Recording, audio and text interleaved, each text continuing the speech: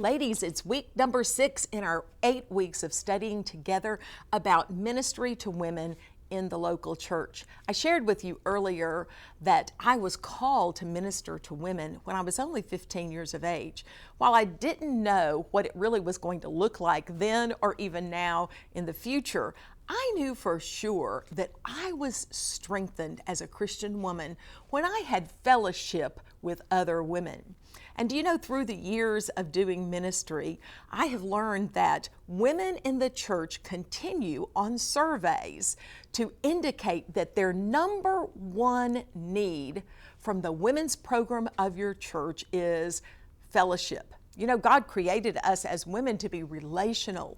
And many times in this crazy, busy world, and especially this mobile world that we live in, women in your church or in your community feel very disconnected from family, and they oftentimes are seeking friends.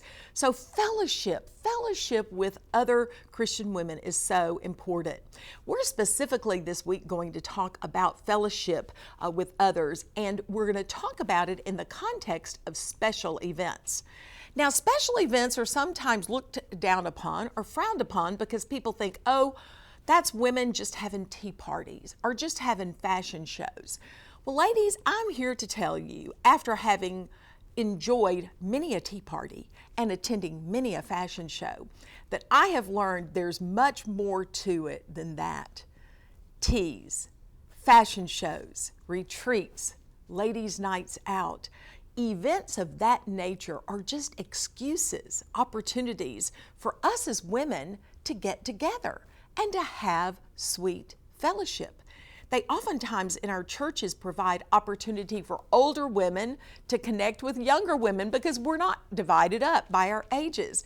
And so you come together to a special event and you get to know women of other generations than you, and that's a good thing.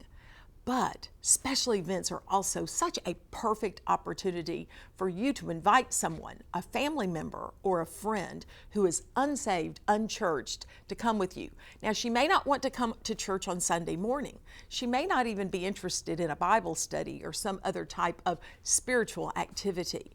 But if she hears about a fun, exciting craft night or movie night or maybe a health fair, some type of special event, she may come with you. And when she does, she meets other Christians. She enjoys fellowship, but she also hears the gospel shared by word and by life testimony. So special events are not just frou-frou and fluff. If they are focused on reaching the lost, if they're focused on providing fellowship, they're essential for us as we do ministry to women in and through our local church. So we're going to be talking very specifically about special events. I love to reinforce the fact that there are 4 specific purposes for special events. Number 1, as I mentioned, is outreach. It does give you that opportunity for evangelistic outreach to invite those friends to come with you.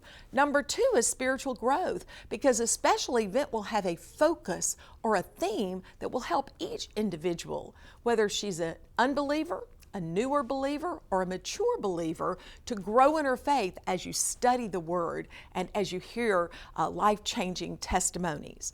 Number 3, special events provide opportunities for service. Ladies are gifted for ministry and service, and many women in your own churches are looking for ways to plug in.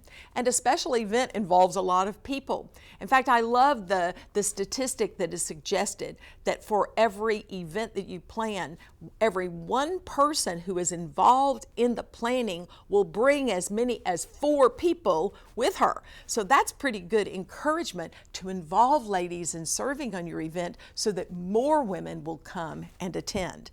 But a 4th purpose of special events is to truly support the mission of the church. So as you prayerfully plan special events for the women in your church and in the community, make sure that you're in line with the purpose, the vision statement of your church. And if you are, then those events are going to support or provide a stronger foundation for your church's ministry. It is my prayer that as we talk some specifics this week about special events, fellowshipping with other women, that the Lord will teach you some new things about why it's so important to have these special events, even though they take a lot of work. And oftentimes when it's over, you want to wear that t-shirt that says, been there, done that, got the t-shirt. Maybe you're not quite prepared to have another special event. But when you remember the purposes and you see that you've accomplished some things spiritually in the lives of the women in your church, and if evangelistically you've reached out to unsaved and you've strengthened the body of Christ, then you know it is worth your effort. Related to fellowshipping and specifically with special events for women, we're going to talk nuts and bolts. Now, I love talking nuts and bolts. I'm kind of OCD. I loved one day when I was shopping, that is one of my spiritual gifts. When I was shopping, I saw a tea towel that said, I am CDO. That is OCD in alphabetical order. So that's me. I'm a little bit CDO. And so I love the nuts and bolts. I love to make a checklist of everything that must be done in order to accomplish that special event. I even remember when 45 years ago we were planning our wedding, I had that not only checklist for our wedding, but I had a timeline for our wedding so that I knew for sure I got everything done in advance that needed to be done.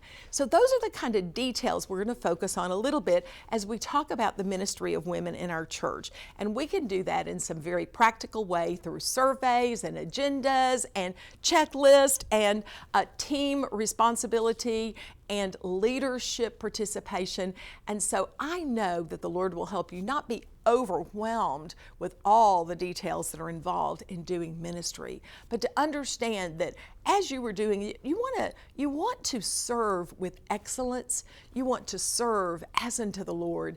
And you remember that every breath you take, all the energy you exert, you're doing it for Him. And you're doing it so that the Lord can work through you and through the women of your church to reach those lost women in the community with the gospel.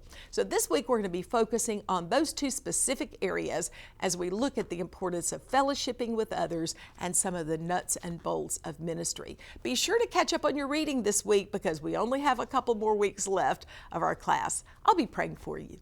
God bless.